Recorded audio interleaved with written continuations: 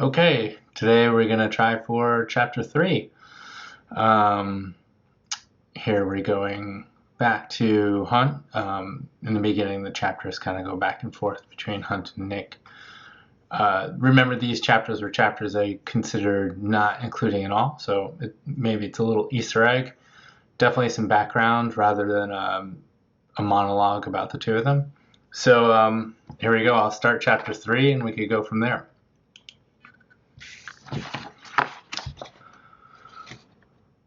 Hunt had so many dreams, some mundane, some terrifying. The crooked insurgent haunted his dreams. Not always. Sometimes he dreamed about restarting deployments, forced to repeat them over and over. Other times he dreamed about walking into his command and seeing pictures of fallen friends on the wall. His own picture hanging next to Austin's. Voices would echo in the hallway and he'd run and hide. They knew what they signed up for, the voices would say. Hunt had said that for years.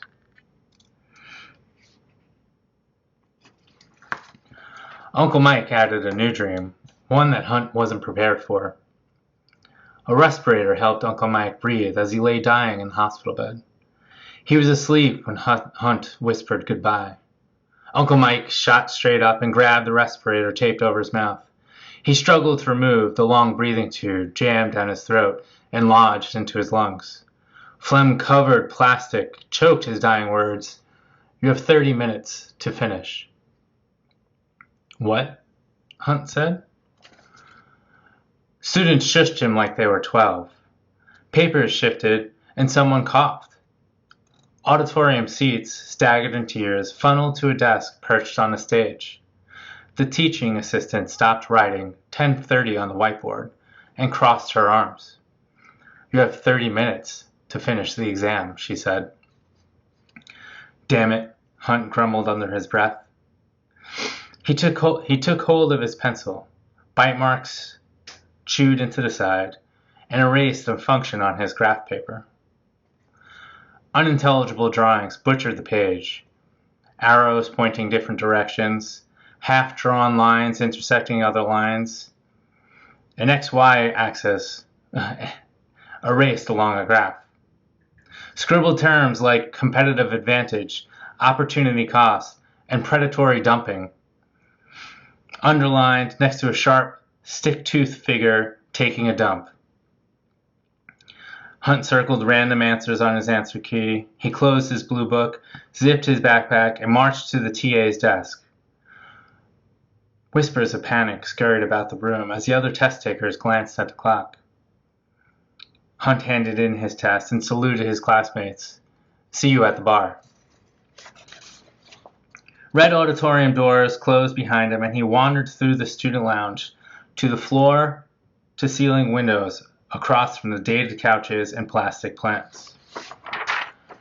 Taking a Miller from his backpack, he cracked it open and poured it into his stainless steel mug.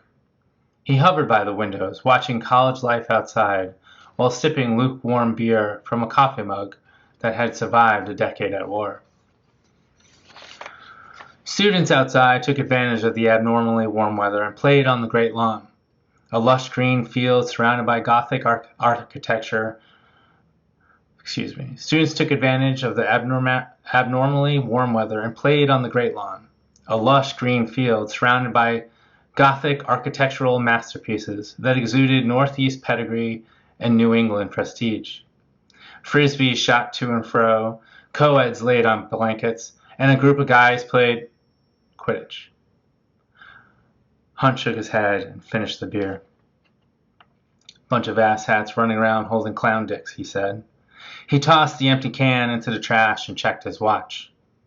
He had half an hour to get across campus to meet his mentor. Normally, mentors were about as useful as a screen door on a submarine. But Hunt looked forward to his time with Professor Sarbin. They often spent their time discussing history and current events, and it helped that the professor was one of the few people Hunt knew on campus that was the same age as he was. He headed outside and cut across the great lawn, interrupting the Quidditch match. Boys straddling broomsticks waited for him to pass. Hunt arrived early, as always. He lived by the maxim, if you're early, you're on time. If you're late, If you're on time, you're late. To kill time, he wandered the halls. Silverware and trophies from decades past lined lacquered shelves. Wooden frames displayed black and white photographs of male cheerleading squads, coxswains holding papier-mâché bullhorns, and football players wearing leather helmets. The air was still and calm. His footsteps echoed. It was a peaceful moment. Peace usually lasts a moment. A booming voice rattled the rafters. Hunt rounded the bend to find Professor Brackman lecturing Professor Sarban in the hall outside of Sarban's office. The two professors debated, unaware of Hunt's approach.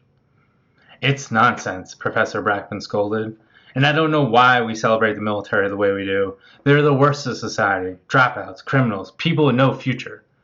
"Or the best men I've never known," Hunt growled. Professor Sarban spun around, his face surprised and pale. Professor Brackman slid his thin-framed glasses to the bridge of his nose.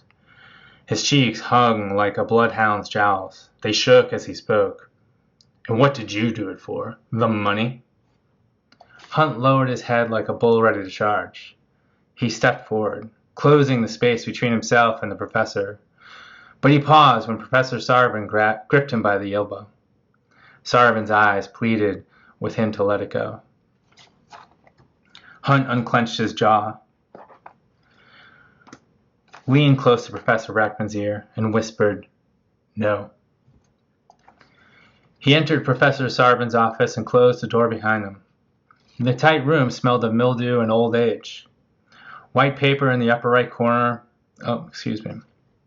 White paint in the upper right corner of the window was cracked and peeling. Books and academic papers were stacked high and occupied nearly every flat space except for the bottom left shelf of the room's built-in bookcase, which was left empty and bare. Two wooden guest chairs were situated in front of Sarban's desk. A pile of books occupied one chair, and a copy of yesterday's Student Tribune occupied the other. Hunt read the paper's headline, then tossed the paper on Sarban's desk and took a seat. Professor Sarban coughed in the hallway and knocked before entering. He squeezed past Hunt and took a seat in his faded leather chair, squaring the newspaper on his desk, then adjusting the tie under his collar. Despite the warm weather, he wore an olive green sweater. "I'm sorry about what was said in the hallway," he said, settling in a seat. Hunt stretched the fabric of his Navy Mobile Unit t-shirt, refitting it around his shoulders. "You didn't say it," he said. "No, I did not. But what Professor Brackman said, I want you to know. I want to reiterate that I don't, most here don't, feel the same way. His opinion is merely one opinion, and it is his own." Hunt scoffed. "I had a girl tell me I was brainwashed the other day. Pretty hard not to look around here and wonder who's being brainwashed. Everyone says the same damn thing." "Well, no, but I would agree that perhaps there's a degree of uniformity in ideology," Hunt said. "Perhaps thought is a better word," Professor Sarban responded. "A degree of uniformity in thought." Hunt leaned forward and jabbed the newspaper with his index finger, pointing at the Student Tribune's headline, "ROTC debate continues. Administration to announce decision after the summer break." Professor Sarban cleared his throat. "Yes, I read what happened." "I was there," Hunt replied. Professor Sarban brought his fingertips into a triangle and tapped his index fingers together. "I understand it can be difficult here," he said, "but we work exceedingly hard towards a better understanding of the world and of each other, and that work is a well-intentioned effort, an effort made in good faith to build something better. And sometimes some parties are a little too enthusiastic, a little too rushed to get there, but we have to accept that their goal is our goal, and our goal is, and always should be, to make the world a better, more equitable place." "They shouted her down," Hunt responded. "Who?" Professor Sarban scratched the brown hair on his head. The Marine. She had her legs ripped off in Iraq, and they shouted at her like she was a monster. Well, what did she say? Stop! Hunt barked. He flinched, surprised by the heat in his voice. He rubbed his eye and took a breath. Please don't say that. I hate how people hide behind that. If some peace activists or LGBTQ activists got shouted down here, there would be riots all over this campus, and no one, not one single person, would ask, what did they say? Well, I'd like to think that wouldn't be the case. And I'd like to ride a pink unicorn, but here we are. Well, maybe they felt like being assholes, Hunt interrupted. White fabric poked through the worn green thread of Sarvin's sweater as he came to his elbows. Maybe they felt like they weren't being heard. Hunt rubbed his brow. They were the ones not letting her speak. I agree, Sarvin said. They should have allowed the Marine to finish. But do you think that perhaps you're focusing on the one moment, perhaps 2 minutes, rather than the several hours of civilized discussion that took place both before and after? It was the only moment that mattered, Hunt responded. It was the moment they dropped their masks. Professor Sarvin took off his glasses and rubbed the bridge of his nose. Not all the comments were negative. I've read several that were very supportive. They were condescending. Hunt remained cool, his eyes detached. We can't leave it to Jesus you. We're the best and the brightest. We should lead. That was the sort of stuff they said. Honestly, if the kids here led the military, we'd be fucked. Russian tanks would be crossing the Ohio River while generals debated the gender of their boots. Then which is it? Professor Sarvin responded. Do you want ROTC here or not? You're failing. You, all the other professors here, you're failing. Instead of telling these kids how wonderful they are, tell them the truth. Tell them they're vain, selfish individuals, flawed human beings with 10,000 years of violence creeping in every fiber of their being. I don't believe that is true, Professor Sarvin responded. Then you're lying to yourself, Hunt said. Well, if I'm going to be direct and not fail my students, then I must ask if you're planning to join us here again next year. He leaned over, pulled out a filing cabinet, and pulled a file from his cabinet. Hunt glanced at the shelf, astutely noting all the history books titled about war. He pondered the question. I'm not sure, he said. Maybe I'll have to go home, open a rosé, listen to some Dido, and journal about it. Professor Sarvin responded. This is and always will be a safe space for you to share your thoughts and opinions, and I am quite lenient in what can be said and shared without fear of consequences. But in no way, shape, or form are you allowed to make fun of Dido. Hunt laughed. I knew you loved that ship. I do, but please don't sidestep the question. Did you meet with that tech tutor I recommended? No. Any particular reason? I could do it myself. And was your pursuit of independent action successful? Probably not. Please, elaborate. Probably, bordering on definitely. Professor Sarvin flipped through several pages of Hunt's academic file. We both know you're not meeting your potential, and I am concerned. I'll be fine, he responded. Will you? Yes. There was a knock at the door, and a silhouette appeared behind the frosted glass. Hunt reached for his Nalgene bottle and unscrewed the cap. Guess your next head case is here, he said, as he sipped cool water with the plastic aftertaste. He tightened the cap before coming to his feet and throwing his bag over his shoulder. What does your shirt say? Professor Sarvin asked. Hunt showed the back of his t-shirt. If you see me running, catch up, Hunt said, as he attached a water bottle to his backpack using a carabiner. Bomb tech humor. Professor Sarvin glanced at the clock on his wall. Before you go, I haven't asked you what your plans are for the summer. Nothing big. You? I plan to work on another book. Let me know when you're done. I'll add it to my shelf right next to your other one. Did you read the first one? Nah, used it to kill roaches. Hope you spent that advance money. I did. Thank you. Hunt grasped the doorknob, stopped, and looked back at Professor Sarvin. I mean it. Thanks for the help this year. And I do mean it when I say I hope you return, Professor Sarvin responded. Not sure I can last here for 7 years. It's only 4, unless you plan on attending graduate school. And I think that's something you should aspire to. I do. Hunt chuckled. It'll take 7 after that last final. Take care, Professor. He exited the office and made his way through the church-like hall, passing the old photographs lining the wall. In no time at all, he found himself standing at the edge of the great lawn. The Quidditch players were gone, replaced by a crew of shirtless boys tossing a football. Laughter rang out, punctuating the music playing from a speaker. A group of sunbathing girls snuck a shot of lemon vodka. The sun was high and the heat was strong, and security guards relaxing in shaded golf carts ignored the festivities. Chatted about barbecues and ball games. A yellow frisbee hit Hunt's arm. 10 yards away, a girl waved. She motioned to her friends that she'd be right back, and she jogged towards Hunt. Pink running shorts rose high along her tan legs, and a silver locket around her right ankle reflected the sun. Her abs tightened under her crop top as she ran, and her long brown hair bounced with her stride. She stopped beside Hunt, stuck out her hip, and rested her hand along the band of her shorts. Hey, she said between breaths. Hey, Hunt replied. They stood without saying a word. Then the girl made an awkward face. Oh, right. Hunt reached down and grabbed the frisbee at his feet, handing it to her.